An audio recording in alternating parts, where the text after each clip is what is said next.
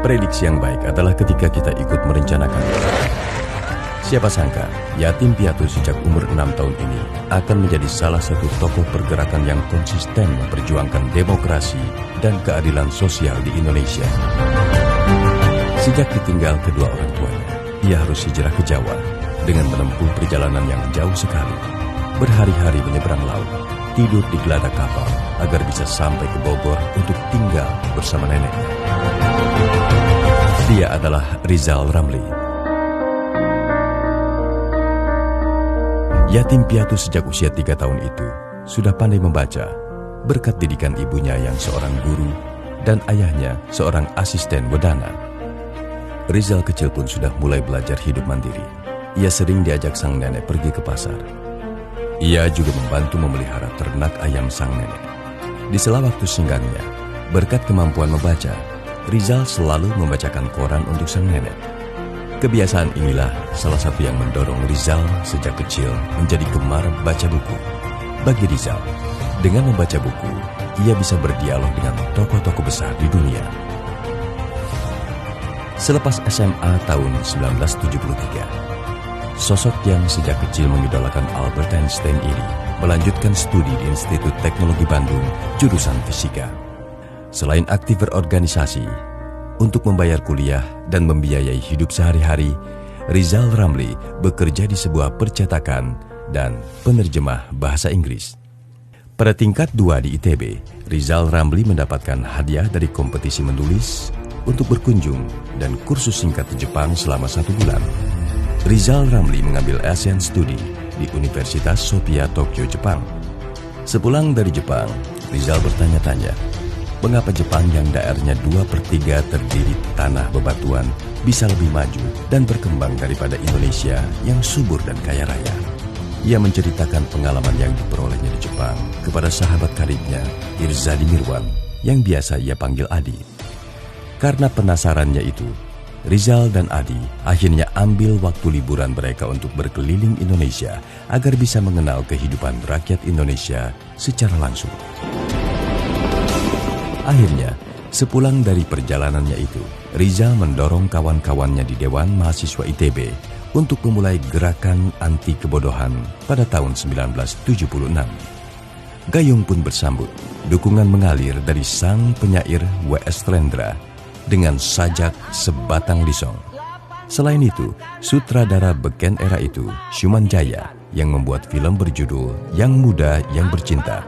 Semua itu untuk kritik kebijakan pemerintah. Akhirnya, pemerintah pada beberapa tahun kemudian menetapkan wajib belajar 6 tahun. Bila terpisah dari masalah kehidupan, kepadamu aku bertanya. Rizal Ramli bersama dengan Irzadi Mirwan, Abdul Rohim dan Joseph Manurung menyusun buku putih perjuangan mahasiswa ITB yang berujung pada murkanya Soeharto waktu itu. Rizal Ramli dan kawan-kawan ditangkap dan dijebloskan ke penjara militer selama 3 bulan dan penjara Sukamiskin Bandung selama 1 tahun 6 bulan sebagai tahanan politik. Hal inilah yang sering mengingatkan kita akan kisah perjuangan Bung Karno ketika di penjara kolonial Belanda di awal tahun 1930-an.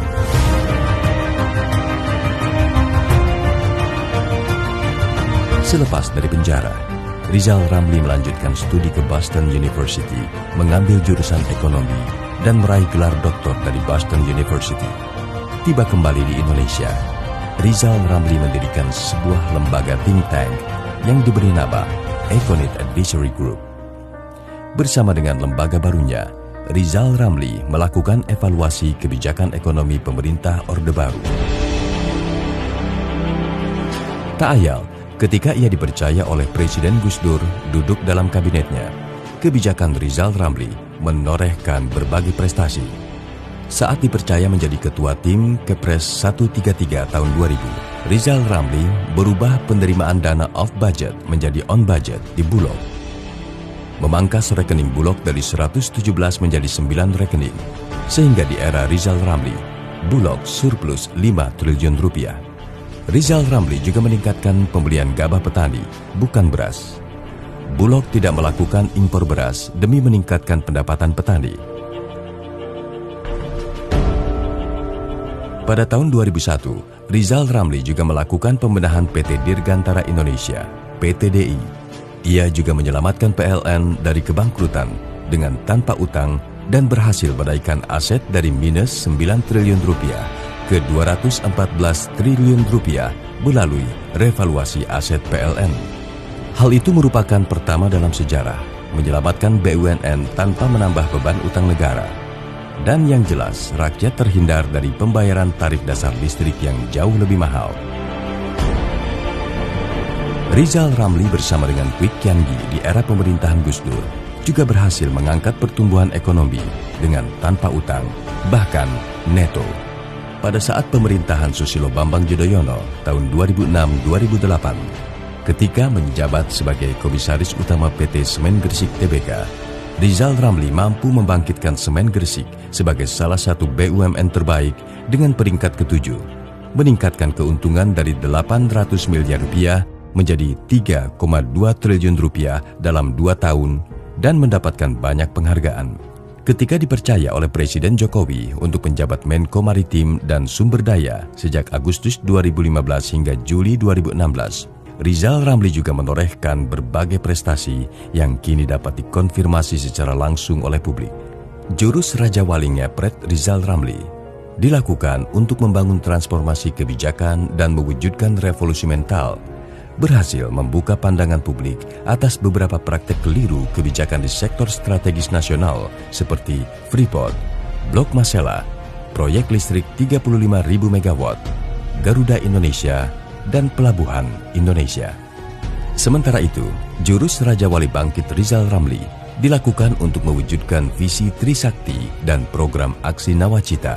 Kini juga mulai terlihat capaiannya, seperti kebijakan prioritas 10 destinasi wisata nasional, revaluasi aset BUMN yang membuat aset BUMN naik dari 800 triliun rupiah dan berhasil menyetorkan pajak revaluasi aset sebesar 32 triliun rupiah, pembentukan Dewan Nasional Negara Produsen Sawit, penurunan waktu tunggu di pelabuhan atau dwelling time dari 5,5 hari menjadi 3,2 hari.